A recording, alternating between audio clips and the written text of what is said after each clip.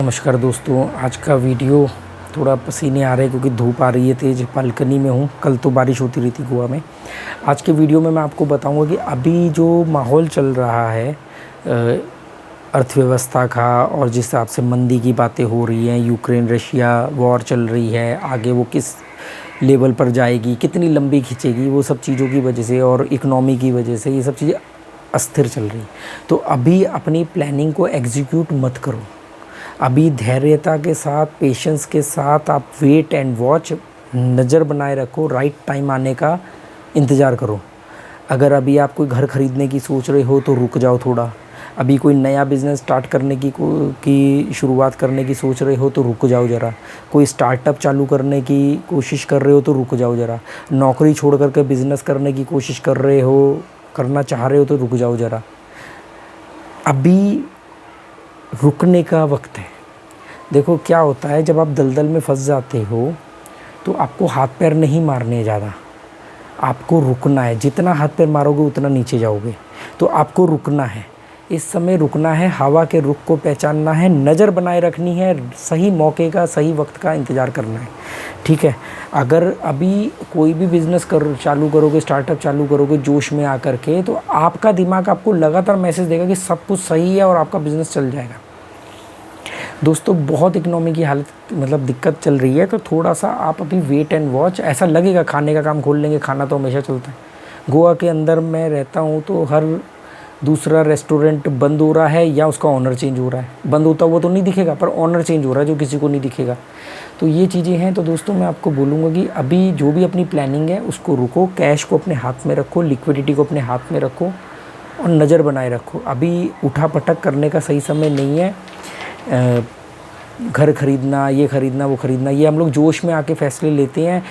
हमें जल्द से जल्द लोगों को काबिल दिखाना होता है अपने आप को, कि मैं घर खरीद लूँगा तो मैं अपना घर खरीद के लोगों को दिखाऊंगा कि मैं तो कामयाब हो गया। और मैं क्या करूँगा, मैं उसका मुहूर्त कर दूँगा बहुत बढ़िया, बहुत बड़ा। मैं उसका मुहूर्त वगैरह करके लोगों को बुलाऊँगा, उनको चमकाऊँगा, इससे मैं काबिल दिखने लग जाऊँगा। या मैं जल्दी से जल्दी कोई बिज़नेस शुरू करता हूँ, लोगों के घर में मिठाई का डब्बा बांटूँगा, देखो जी मैं तो बिज़नेस टाइकून बन गया। ये जो दिखाने होने से ज़्यादा दिखने की होड़ है, ये आपको बर्बाद कर देगी। बहुत बर्बाद मीन्स कि परेशान रहोगे, कर्जा चढ़ जाएगा, स्ट्रेस फ्री लाइफ नहीं रहेगी, इसकी वजह से बीमारियां होंगी। तो अभी रुकना चाहिए आपको। किसी भी नए एक्सपेरिमेंट के लिए रुको, इन्वेस्टमेंट तक के लिए रुको। अभी रुको। सही मौका आने पे सही चीज़ में इन्वेस्ट करो, सही बिज़नेस को शुरू करो। और तब तक क्या करें, तब तक आप सीखो। जो भी सोच रहे हो, जो भी करने की सोच रहे हो, उसको और सीखो। जो सीख चुके हो उसको क्रॉस चेक करो। और एक काम और कर सकते हो, बीटा टेस्ट। आपने बीटा टेस्ट सुना होगा कि बीटा टेस्ट से छोटा एक्सपेरिमेंट। जो भी चीज़ आप मान लो 10 लाख से करने वाले हो, 1 करोड़ से करने वाले हो, उसको अपने 5% या 3% अमाउंट से करके देखो क्या रिज़ल्ट आता है, क्या रिज़ल्ट आता है।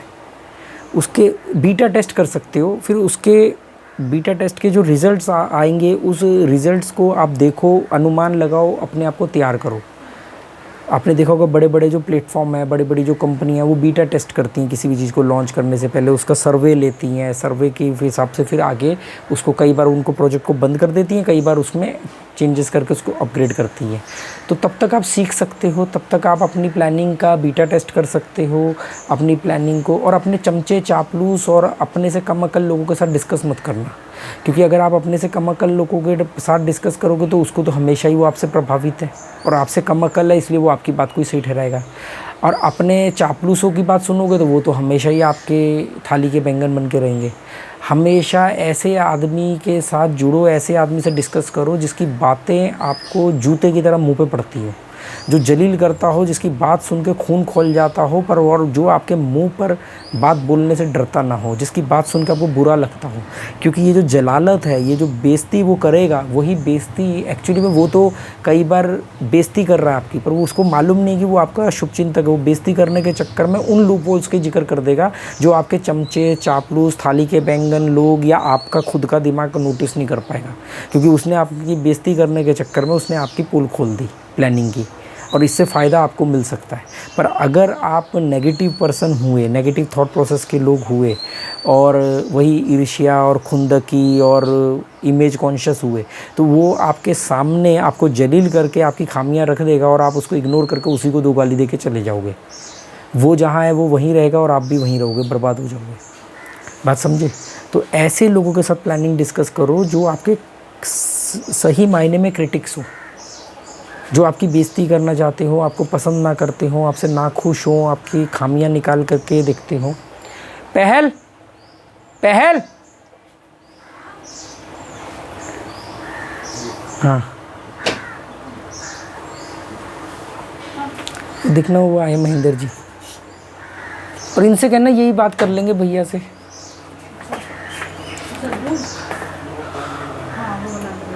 तो आप देख लेना, आपको जैसा ठीक लगे।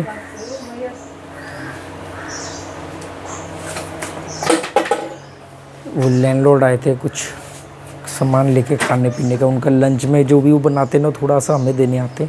तो चलो दोस्तों आप समझ लेना, बाकी मैं आपको जो समझाना चाहता था, अक्लमंद को इशारा काफ़ी होता है।